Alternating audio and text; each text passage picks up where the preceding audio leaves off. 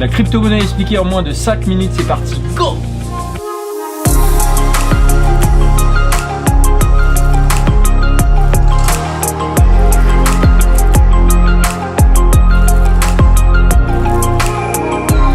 Aujourd'hui, seul 1% de la population mondiale possède de la crypto-monnaie et environ 4,6% de la population française. Alors la crypto-monnaie, c'est une monnaie digitale complètement décentralisée, c'est-à-dire qu'il n'y a pas d'intermédiaire. Lorsque vous allez à la banque, la transaction est validée par la banque, donc par un intermédiaire. Alors qu'avec la crypto-monnaie, on échange une monnaie d'une personne à une autre sans intermédiaire. Et donc vu que c'est une monnaie digitale, il n'y a pas de support physique comme des pièces ou des billets. Et outre le fait qu'il n'y ait pas d'intermédiaire lors d'une transaction, le gros avantage c'est qu'il y a très peu de frais lors d'une transaction et la transaction est hyper rapide. Et donc concrètement, comment on achète de la crypto-monnaie? On passe par une plateforme qui s'appelle un exchange ou un site d'échange. Et là, on va échanger ses euros contre de la crypto-monnaie et ça peut être du Bitcoin, de l'Ethereum, de XRP. Bref, il y a des tonnes et des tonnes de crypto-monnaies différentes et ce change peut se faire par carte bleue ou par virement bancaire. Et lorsque vous sélectionnez un site d'échange, il faut prendre les plus connus, les plus sécurisés et les plus réputés. Et les sites d'échange les plus connus sont Kraken, Coinbase, Binance, Crypto.com. Vous avez un lien juste en dessous. Et donc, il est aussi facile de convertir des euros en Bitcoin que de faire le contraire, c'est-à-dire du Bitcoin contre des euros. Et il faut savoir que dès lors que vous faites de la plus-value sur de la crypto-monnaie et que vous l'échangez contre des euros, vous êtes soumis à une taxe qui s'appelle la flat tax. Et cette taxe, elle est de 30% sur toutes les plus-values que vous allez faire dès lors que vous échangez de la crypto-monnaie contre des euros. Et la valeur de la monnaie dépend de l'offre et de la demande. Et la quantité d'une crypto-monnaie peut être limitée. Prenons l'exemple par exemple du Bitcoin qui va être limité à 21 millions de Bitcoin et pas un de plus. Et c'est cette rareté qui peut faire que le cours d'une crypto-monnaie peut être à la hausse ou à la baisse. Et toutes ces crypto-monnaies sont basées sur le même système qui s'appelle la blockchain, c'est-à-dire la validation des transactions par un système informatique. Et la plus connue des crypto-monnaies, c'est bien sûr le Bitcoin qui a été créé en 2009, mais il existe bien des crypto-monnaies comme l'Ethereum, le XRP, le Litecoin, le Bitcoin Cash, le Chainlink, le Tezos, le Tron, bref, il en existe plus de 5000. Et toutes ces monnaies en dehors du Bitcoin sont appelées des altcoins, c'est-à-dire des monnaies alternatives qui sont basées à peu près et grossièrement sur le même principe que le Bitcoin et qui sont légèrement différentes de cette crypto-monnaie. Et des altcoins, il y en a plus de 5000, il y en a des nouvelles qui sont créées tous les jours et je ne vous recommande pas d'acheter des altcoins qui sont très peu connues et qui sont toutes nouvelles. Vous avez un site qui référence toutes ces crypto-monnaies qui s'appelle CoinMarketCap et souvent les crypto-monnaies qui sont dans le top 20 sont des monnaies qui sont là depuis longtemps, qui sont reconnues et sécurisées. Donc n'allez pas vous égarer avec des altcoins qui sont très peu connues, nouvelles et qui peuvent être des arnaques.